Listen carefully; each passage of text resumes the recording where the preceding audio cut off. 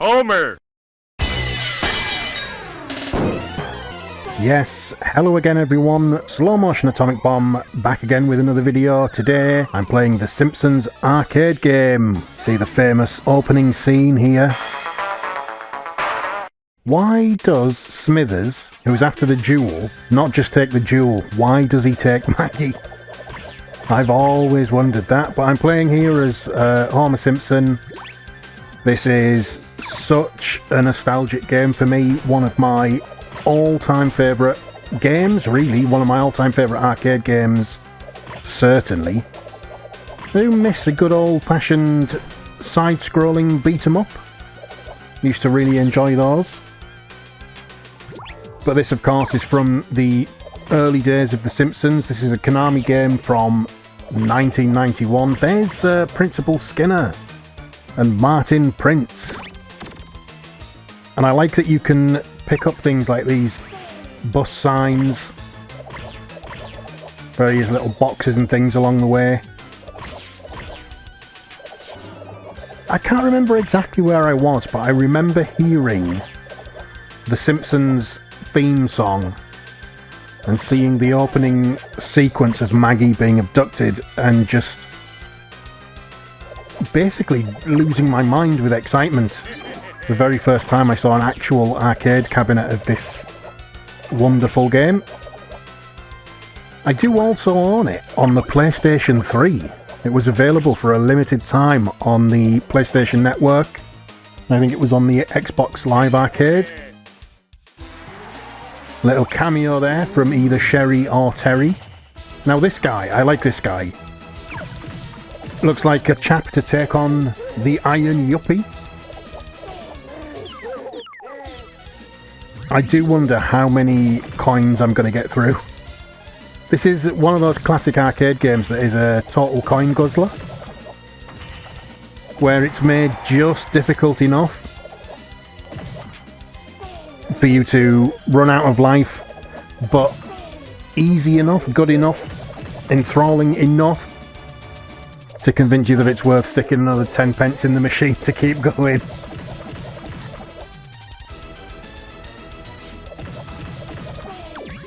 And there you go, Homer's dead, let's bring him back in.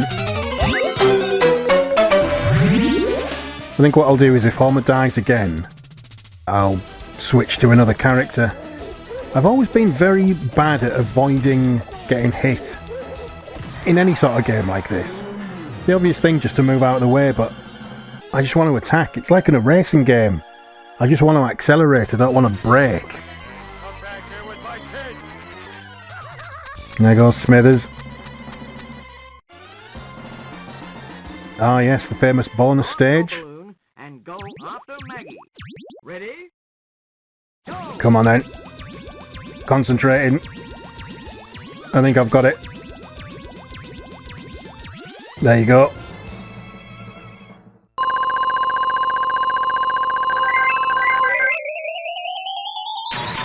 There's a lot of generic characters in this game, and Smithers and Mr. Burns, even though Mr. Burns is evil, they act sort of slightly out of character. But I just love all the cameos. There's Krusty, but it's not really Krusty, is it?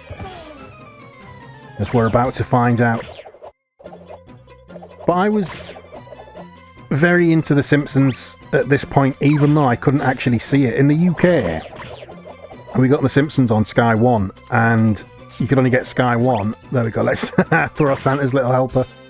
You could only get Sky 1 on satellite television if you had Sky TV, and we didn't have it. The Simpsons didn't come to terrestrial TV until 1996 on the BBC. But I had all sorts of merchandise. I had the Bart Simpson t-shirt. I had trading cards that I think came out of cereal packets. I had some of the very early action figures. But only of Nelson and Marge. What a pairing. What else did I have? I had an absolutely brilliant Simpsons board game from 1991, right around this time. And I had seen The Simpsons. I'd seen an episode at a kid's birthday party. And we'd rented a video from a local sort of corner shop off-license thing that did video rentals. And I remember it was the episode where Bart ends up green. And as a little child that couldn't really understand what was going on, I assumed that because he was green, he was unwell. And he wasn't. He was just covered in paint. I do like the ape, by the way, being fashioned on Homer. That always tickles me. Yeah, and I owned a VHS, one of the original VHS cassette tapes that had it was a 2-episode tape, and it had the episode where Homer Simpson and Delilah, where he gets his hair, where he gets the potion that makes his hair grow and suddenly becomes like this dynamic employee that Mr. Burns is infatuated with when he's working with Carl. And it also had the first Treehouse of Horror on it, which had the retelling of The Raven. I also had a book, I absolutely loved it, a book that was the first episode, the Simpsons Roasting on an Open Fire Christmas special. It was only years later where I realised it was literally just screenshots from the episode. But yeah, it was kind of crazy that even in those days, the Simpsons wasn't on television here for most people. Certainly wasn't on terrestrial television. And yet it was still absolutely massive. But I suppose that's a bit like the WWF. Was huge in the early 90s when not really that many people had access to Sky Sports. Here we go, let me bring Bart in. Where's Bart? Here we go. I like that he comes in as Bartman from the Do the Bartman video. And he's got his blue t-shirt on. Of course, infamously Bart Simpson, in a lot of the early merchandise and a lot of the early spin-offs, such as Bart Simpson's Guide to Life book, I remember being one of them, he has the blue t-shirt instead of an orange t-shirt, which is possibly due to maybe his orange shirt hadn't been settled on yet.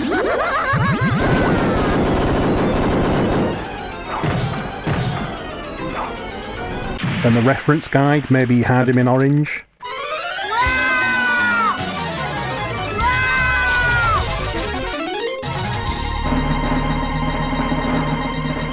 I don't know that for sure though. I'm not sure anyone's really gotten to the bottom of it. But I know there's a couple of Nintendo games where he's got a green shirt, which is very strange to see. The blue shirt never strikes me as odd, I think, because I'm so used to it, seeing it in early promotional materials, that I sort of have to either have it pointed out or become aware, like I just have, that he's wearing blue rather than orange. Very odd, very strange.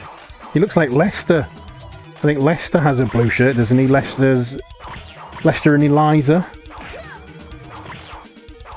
from the Itchy and Scratchy episode. I haven't watched The Simpsons in years. And I used to watch it in the DVD era. I just used to watch it back to back to back to back to back and then watch it all again with the commentaries and everything. I used to be neck deep in my love for it. And I still do like to revisit it every once in a while. But yeah, speaking of the WWF being popular in the early 90s. That brings me to my favourite arcade games. Oh, let me get the slingshot. There you go. Bit of distance. I like that. The classics for me, I mean, obviously it's things like Donkey Kong, and I used to go to an arcade that had an arcade cabinet version of Super Mario Brothers in it, which I never sort of knew about at the time. The NES, the NES, wasn't that big in Europe. I knew people that had Master Systems. So getting to play a version of Mario, at least, in the arcade was always fantastic. But I always think of my favourite arcade games as being this, the Simpsons arcade game, Teenage Mutant Hero Turtles, which is another one where I heard the sound of it, I heard the noise of it in an arcade, couldn't believe my ears, hearing that theme song, seeing the opening credits. I think I've recorded a video on the Teenage Mutant Ninja Turtles arcade game as well, somewhere in the archives. I'll put a link in somewhere. And what I loved about that game and this game is how, because they were cartoons and because the graphics were obviously better than the home consoles of the time, they really had a feel of like, oh yes, look, it looks like the cartoon. And they always felt very authentic in that sense. So this and Ninja Turtles, or Hero Turtles as it was over here, WWF WrestleFest, with its big chunky sprites. I used to absolutely love that. I've done a video of that as well. And Football Champ was the... Football Champ was really, I think, the only one that wasn't licensed that I was infatuated with. Let's switch to Lisa. I absolutely loved that. In fact, I think I've done a video on all of those classic arcade games, so this is rounding out the Fab Four for me.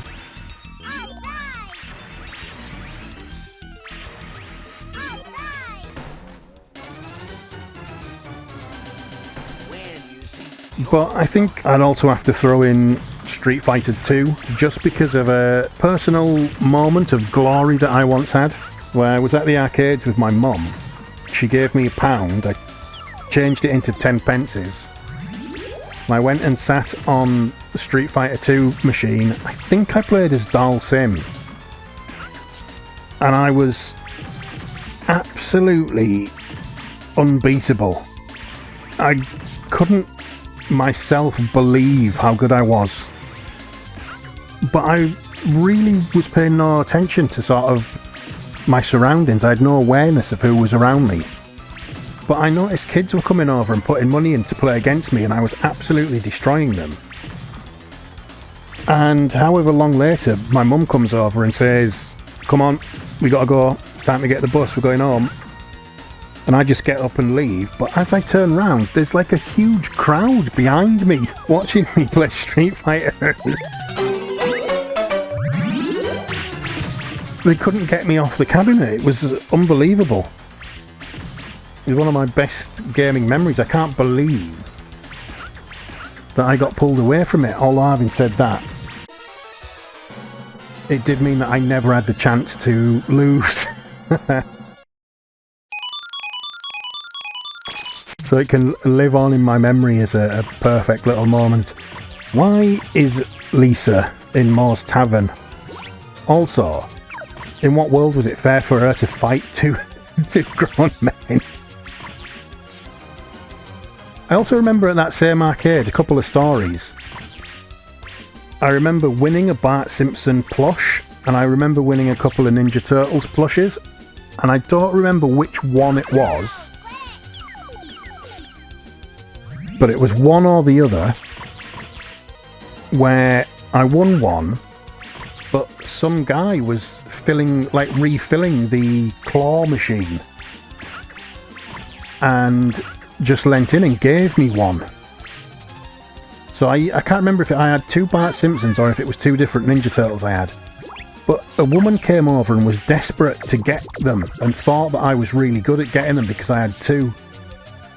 And I didn't have the heart to tell her that I'd only been given one of them and I'd got the other one on a fluke. But I did refuse to play because I didn't want the responsibility of her putting money in and me losing it. And another time I went to that same arcade and I went over to one of the machines and it was one of the, you know the XOX machines, X bar, XO bar, X bar X, and you want 3 bars. One of those kind of machines. The old one-arm bandits. You would... oh, hang on, let me get margin. There we go. Although, I should have stayed as Lisa, because Bleeding Gums Murphy's there. Is that the princess that Homer goes to see?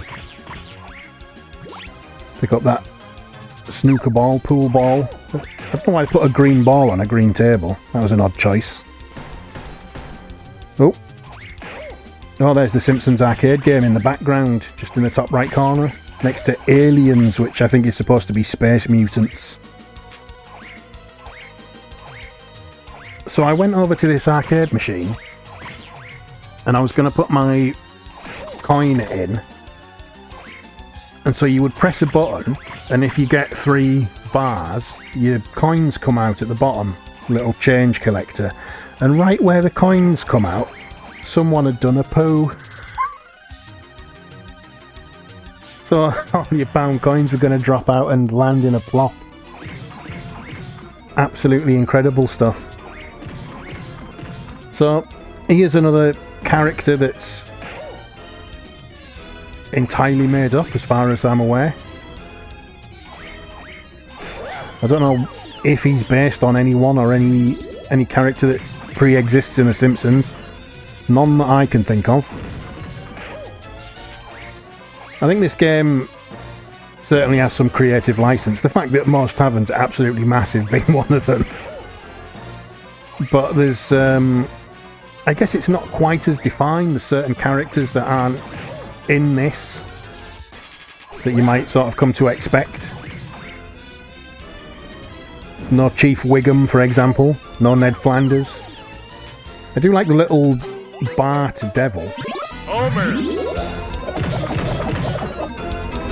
I think one thing I would quite like, it doesn't feel as though the characters are especially any different to each other.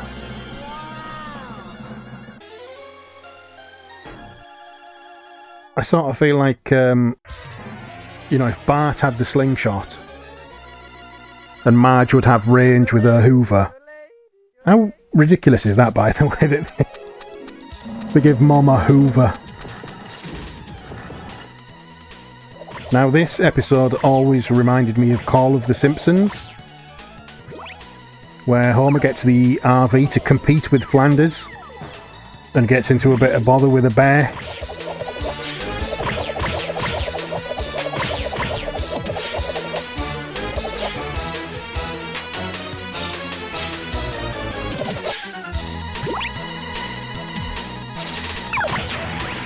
Oh, I do miss The Simpsons. I'll have to get back into watching it. This has really piqued my interest in it again. There's another ape that sort of resembles Homer. A missing link type character. Now, if I break this beehive, is this going to attack me or the enemies? Oh, it's coming after me! No!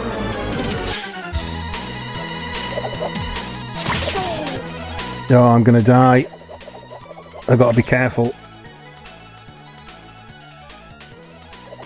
There's a lot of enemies now. I wonder how many would be on screen if I had multiple characters. Oh, you could pick up the beehive. So I am playing the 2-player version of this. I believe it's the first world version. I don't know what the differences are. But it's the 2-player version, because if you play the 4-player version, bam, you basically... Wow, what's Nelson doing?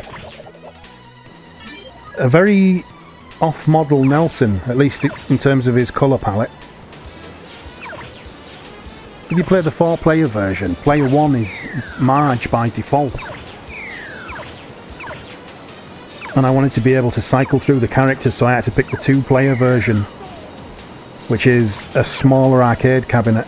This has obviously been emulated through MAME. I certainly don't have the ability to emulate arcade machines at this point. That is Blinky the Three-Eyed Fish. I wonder if that episode had aired by the time they'd put the Three-Eyed Fish in. They must have done, because it looks so accurate. Where Mr. Burns becomes a politician. There's Sideshow. Now, is that's Sideshow Bob, isn't it? Not Sideshow Mel. And he helped, so I'm guessing he wasn't a villain yet? I did watch an episode of Cheers that had Frasier in it, and Frasier was talking to this woman at a bar.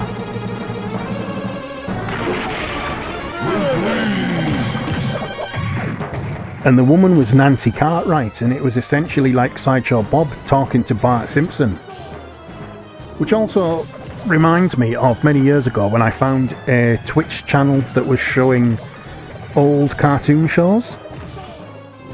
And I just had it on in the background, wasn't really paying attention, and I think Snorks was on. And I heard Bart Simpson's voice. And the character that Bart Simpson was talking to, that Nancy Cartwright's character was talking to, was voiced by Rob Paulson, who was the voice of Raphael in Teenage Mutant Hero Turtles / Ninja Turtles. Bart Simpson and Raphael conversing. It reminds me of the time, a few years ago actually, there was a game show on Channel 4 called Moneybags, and Craig Charles was the host of it. And he played Lister in Red Dwarf, one of my all-time favourite TV shows. And there was a question about, can you name these former WWF wrestling champions correctly? And they put real names up, and then they put decoy names up, and one of the decoy names, I think they put the Iron Sheik and Mankind up as real names. And they put Groon the Destroyer up as a decoy. Groon the Destroyer is a villain from Thundercats, and I thought, my god, Red Dwarf, Thundercats, WWF, I don't think there's a single piece of television that has been more specifically aimed at me and me alone in my life. Well, the crossover event of the century. And this, of course, reminds me of Homer going over the cliff and getting very badly hurt on the skateboard when he attempted to jump the gorge. However, don't have a cow, man. We'll pick this up next time. And as Homer Simpson would say, dough!